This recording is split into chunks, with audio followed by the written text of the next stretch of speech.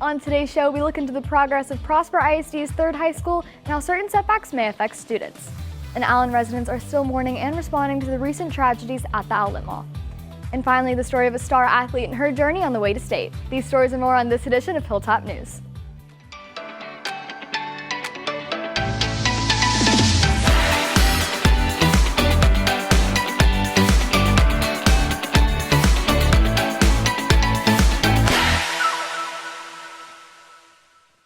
What's rockin' Rock Nation, and welcome back to another episode of Hilltop News. Live from Studio 1060, I'm Taylor Bedford. And I'm Ashley Sallaway. We have a great show in store for y'all today, but first, Ashley is going to catch you up on everything going on around the Hill. Ashley? Thank you, Taylor. Senior Week starts this Thursday and lasts through graduation. As a reminder of this week's activities, Thursday, seniors have elementary school walk and service day, and Friday is field day and PISD graduation celebration. Next week on Monday is senior business day, when seniors can pick up their yearbooks, take the class picture, and we'll have graduation practice. Tuesday is Andretti's, and on the last day of school, seniors have the breakfast, send-off, and pep rally before graduation at 7 at the Star. On May 6th, we had our school board elections. New candidates elected were Dina Dixon for position 2 with 5,599 out of 6,840 votes, and Tommy Van Wolf for position 5 with 3,708 out of 7,125 total votes. The current board has decided that place 7, which previously was held by Andrew Wilborn, will be appointed by the new incoming board. Moving over to the McKinney ballot, residents had the opportunity to pass a ballot for a $200 million expansion to the McKinney Airport, and it would serve as an alternative to the Dallas-Fort Worth Airport and Dallas-Love Field Airport for residents in the fast-growing communities in the northern part of the Metroplex. However, the unofficial results show that this ballot has failed. Provisional ballots will be counted, and the results will be certified this week.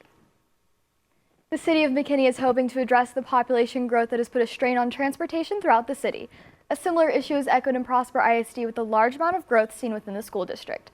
Sharka Call is in studio to address what Prosper ISD is doing to fix this issue. Thank you, Taylor. Our district has been working since September of 2021 to get Prosper ISD's third high school, Walnut Grove, up and running for the 2023 to 2024 school year. I was able to visit the school last week to check on the status of the school and where the construction is at. Construction at the Grove was fast-tracked to open a year earlier to help with the enrollment surge.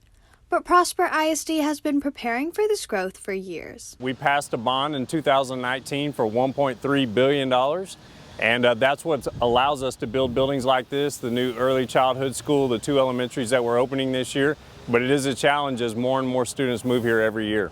While the district has been planning for the rapid growth, students have been voicing concerns about how the accelerated development of the Grove may affect their extracurricular activities for the upcoming year. I chose an elective for the past 2 years as theater, and I personally really hope that the auditorium and the black box in the green room is all just completed to create for a less hectic year.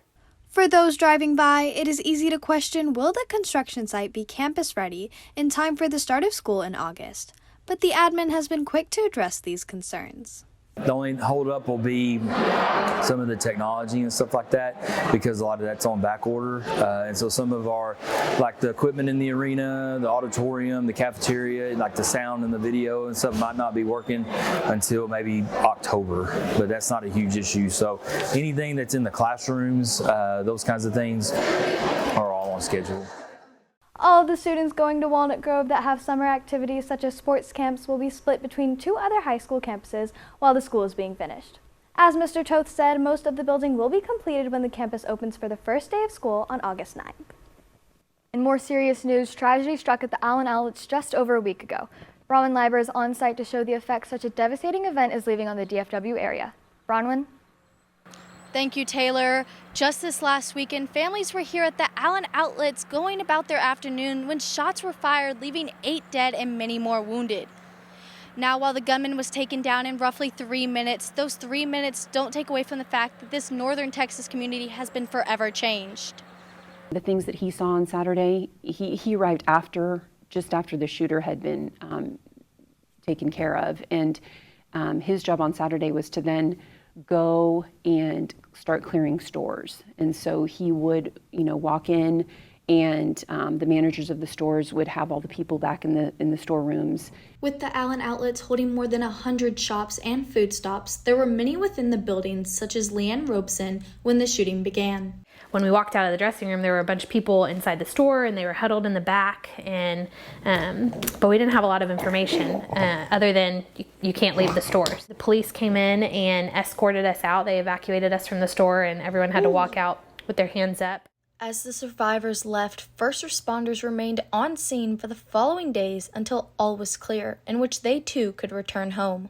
He shared about how he was having to evacuate hundreds and hundreds of people and how people were scared. He's never had to evacuate that many people from an area, and seen so many, there was children, mothers trying to comfort their children, mothers having to cover their children's eyes.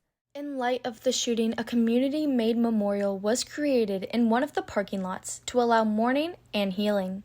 I told the people that Allen is all about love, and everybody that comes in here, there's so much unity in this community and love in this community, and it shows from every single rose that's been brought to tulips. Whatever it was, they cried, we laughed together and said, okay, we're gonna make it. And so, yeah, it's just very important for us to bond together, because when the news is gone, we'll still be here. I'm here in front of the memorial, and despite being a week from the shooting, the people are still attending.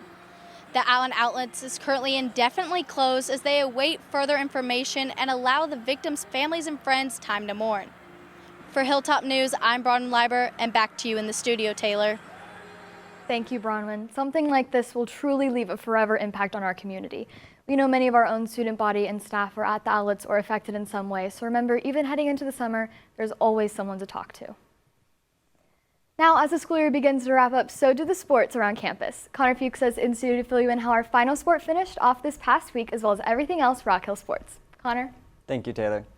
Our final sport in action wrapped up this last weekend when track and field traveled out to Austin to compete at state. Track and field had two athletes compete, with Logan Dellenbach in the 800 meter and Skyland Townsend for both the triple jump and the long jump.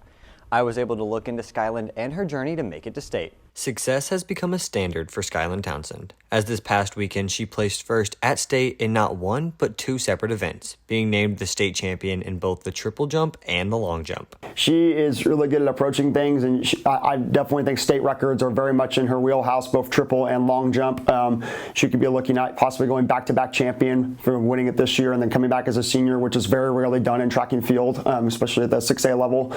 And, you know, I think obviously going on long-term and sealing a deal with jumping and running at a college in the next 4 years too. Now, while Sky has been able to see a ton of success so quick into her career, it has not come without its fair share of hardships along the way, as last year she had to miss an entire season due to medical issues. At first we thought it was like an injury, but it turns out it was like a medical issue. It was messing with my joints, and so I was getting taken out of school every day, going to the doctor, and they were like, we don't know what's wrong. It was definitely very draining to me. I think it didn't really affect my schoolwork as much, but it was a struggle just to walk through the halls in the school to get to class. That's how bad it was hurting, like my hips and my ankles and stuff. Coming back after being sidelined for a season not only was a physical battle, but a mental one as well. One that she had to overcome to be able to continue competing at the highest level. It was definitely very hard on my mental, knowing that I could have been out there, but I wasn't able to be due to like the medical issue. But it was definitely hard, but I'm glad I'm back. You know, it took a long time to get back during the summer, but I got back just like I never left. Sky not only bounced back from injury, but improved as well, now sitting at top 10 in the nation for both of her events. With all the success Sky has already amounted, it is clear that the sky's the limit for her future. Top 10 in the nation and two-time state champion were not Skyland's only accomplishments, as this season she was also able to become a 3-time district champion, 2-time area champion, 2-time regional champion, and was able to break a meet record previously held by Olympian Jasmine Moore. Now surely, after placing first at state, Skyland is going to be receiving some college offers in the near future. Now Skyland is not the only athlete around campus catching the eyes of college scouts. This past Monday, we saw a total of 15 athletes commit on our spring signing day.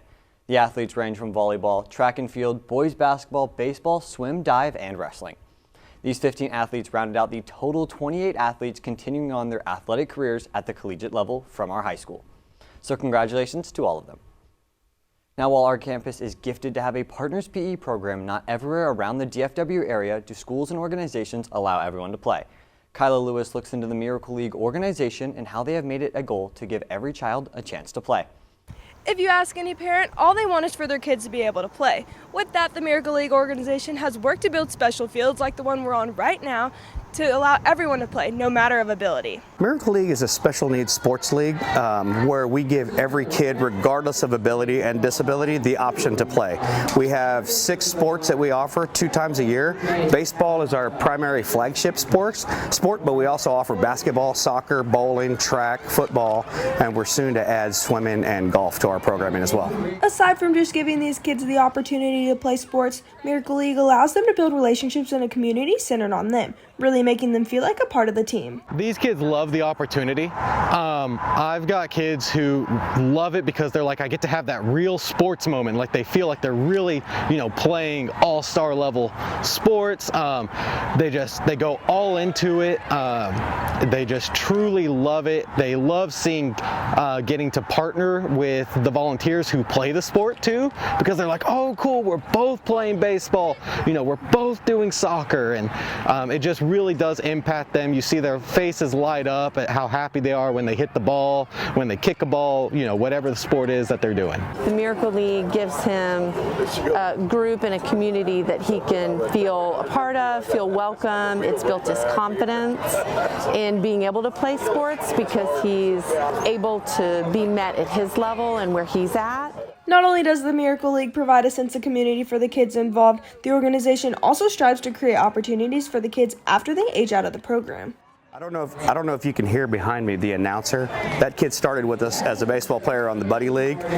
We go from age 5 to age 22, and so once they age out at the age of 22, this is a youth league. We really have to try to find other things for them to do. Some kids have become coaches. Some kids have been on the board. Lee over there is actually on our MC now, so he announces the games for us. That's a huge success story, and he's into it, as you can tell. Between sporting events and different fundraisers, the Miracle League organization works year-round to make sure that every child gets a chance to play. For Hilltop News, I'm Kyla Lewis. Miracle League accepts volunteers 13 years and older. If you're interested in getting involved with this organization, visit their website, friscomiracleleague.org. The season premiere of Fear the Walking Dead was yesterday, featuring Hayes Middle School student Zoe Merchant joining the cast as the daughter of one of the leads. Brandon McVeigh has the story. Zoe started her acting career at the age of 6 with commercials and print work. However, she is transitioning her career into the film and television industry with her role in Fear the Walking Dead. When my mom told me that I had gotten the role, I was very excited because I think I was just at my brother's soccer game, and then she told me, and I was jaw dropped. I was really excited. I was told kind of right before the school year started that she was going to come back for a little while, and then it was, what is she doing? It was a mystery for a while, but I knew she was doing something big because she's very motivated, so I knew she'd be doing something big. With Zoe only being 13 years old, there were some challenges she had to face while being on set. I was just really nervous because I kept asking anyone I met, I was like, are the walkers scary? Because I was kind of nervous to see if they would actually, if they were in a costume or if it was all CGI'd, but they were in a costume and mask and everything.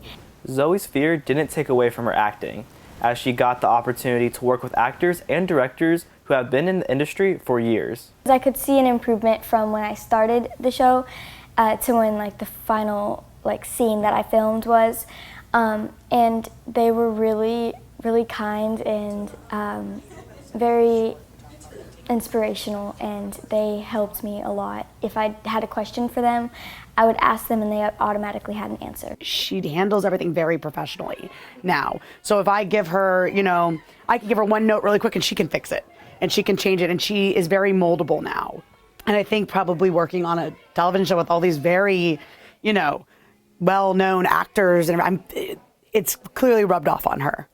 As Zoe's confidence continues to rise, she plans to continue strengthening her acting skills through theater and the film and television industry. For Hilltop News, I'm Brandon McVeigh. I think it's really great that Zoe's still active in Hayes Theater Program. Plus, you can watch the remainder of the season on AMC every Sunday at 8 p.m. Well, that's all we have for today's show. For Hilltop News, I'm Connor Fuxa. I'm Ashley Sallaway. And I'm Taylor Bedford. Keep rockin' Blue Hot.